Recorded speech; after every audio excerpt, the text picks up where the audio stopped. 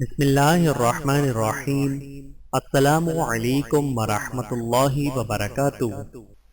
انما اشکو بثی وحزنی الی اللہ، میں اپنی پریشانی اور اپنے غم کی فریاد اللہ ہی سے کرتا ہوں۔ سورہ یوسف آیت نمبر 86۔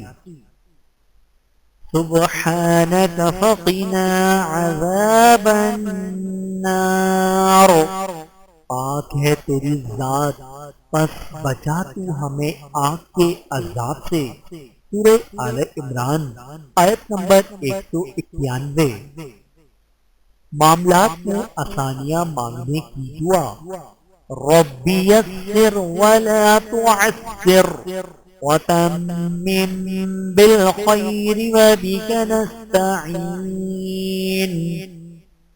اے ہمارے رب مجھے آسانی عطا فرما اور مشکلات سے بچا، اور کام خیر خوبی سے مکمل ہو، اور ہم تجھ سے مدد مانگتے ہیں۔ آمین ثم آمین۔ کام کے ارادے پر کی جانے والی مخصوص دعا۔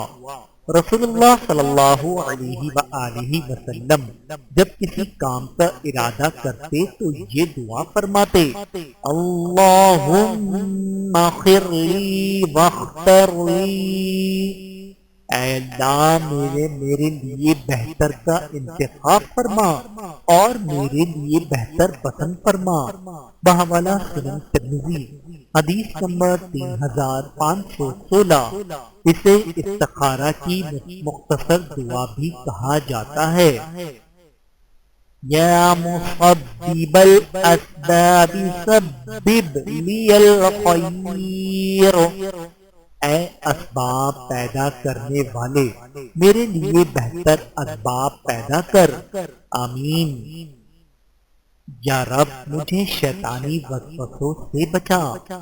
ربی اعوذ بک من ہمزات الشیاطین واعوذ بک رب ان یحضرون،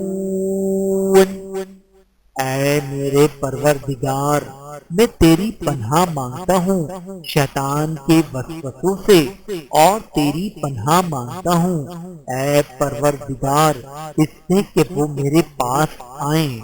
سورۃ المؤمنون آیت نمبر 97 اور 98۔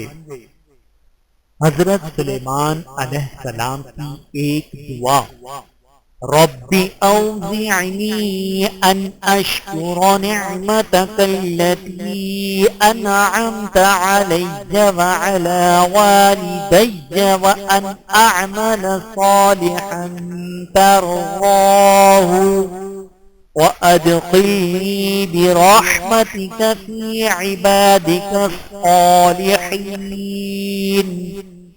اے میرے پروردگار مجھے توفیق دے کہ میں شکر ادا کروں تیری اس نعمت کا جو تو نے مجھے اور میرے والدین کو عطا کی ہے، اور یہ کہ میں اچھے اعمال کروں جن سے تو راضی ہو، اور مجھے داخل کرنا اپنی رحمت سے اپنے نیک بندوں میں۔